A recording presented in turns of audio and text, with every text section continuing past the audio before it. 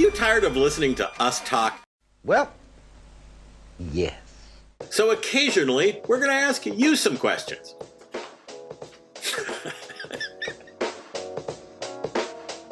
My name is Lucas Delbanco. I'm the team captain of Flatball Racing. Run the number 500 Lancia Scorpion.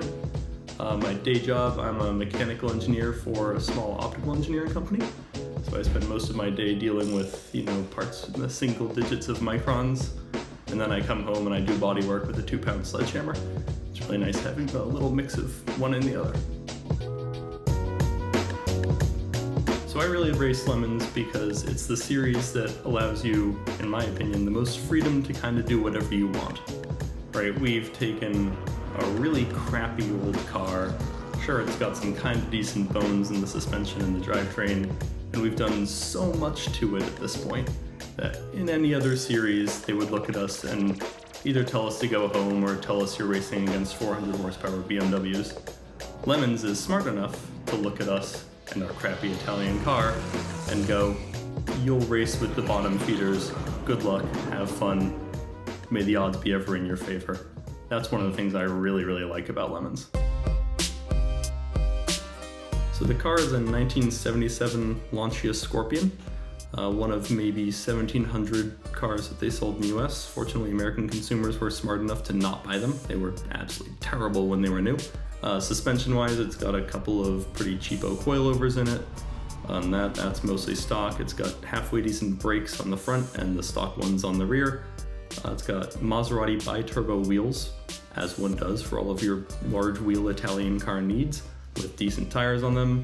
But the engine is still the original Lancia / Fiat built 1.8 liter overhead cam 4-cylinder. And we've added a completely homebrew turbo system to it. So that's a homemade exhaust manifold, the cheapest turbo you can buy online. I think it's $108 delivered brand new to my door, and a completely standalone open source ECU controlling everything, because why go the easy way? All of this packaged together actually works remarkably well. Now that we've finally moved to an ECU that functions on a regular basis, and we've gotten the car to actually keep most of its oil inside the motor instead of shedding it all outside the motor, it actually works pretty well as a complete package. So I would say our biggest win in Lemons, it's a Lancia. Unsurprisingly, they've given us an IOE for even showing up at this point. We very recently, 2 days ago when we shot this video, won Class C at New Hampshire Motor Speedway. That's a pretty big victory. But I would say our actual biggest victory overall is that the car has always driven onto the trailer at the end of the weekend. We've had more than our fair share of mechanical problems mid-race. We failed to finish Saturday at least once or twice. But Sunday afternoon, the car is always running and always drives onto the trailer and back off the trailer into the garage at home. That's what I would call our biggest success. I think our biggest failure overall was the continual rash of wheels falling off this car.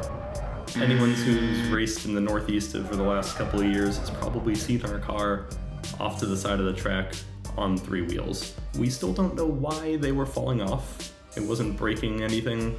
The lug bolts were simply backing out of the hub, and we could put new ones in. Threads weren't even damaged. It took 3 wheels falling off before we finally decided, let's maybe do something about that. Switched to studs, and it hasn't happened since. So I think with, unlimited time and money, the thing I would definitely try to do is I've always wanted to build like a Lemonsy LMP1 car, right? So internal combustion engine in the back driving the back wheels, and an electric front axle driving the front wheels. And if you really think about it, it actually makes a lot of things a lot simpler. You don't need a starter motor on the internal combustion engine because you can pump start it. You don't need an alternator because you can just use regen braking for everything. So in reality, I think it's actually making the car a lot simpler. And 4-wheel drive, according to all the Subaru guys, makes every single car faster. So I don't see any way that could possibly go wrong. Thank you guys for listening to my endless ramblings about our crappy Italian car. I will see you everyone at the racetrack, especially you, Eric. I'd like you to stop using us as the example of the slow car during all of your driver meetings. We finally got a trophy showing we don't suck quite as much as you think we do. Have a good one.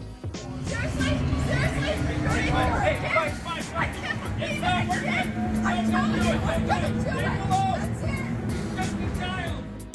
Every second you don't subscribe or watch one of these videos, another Vega is sent to the crusher. Won't you help us save Classic?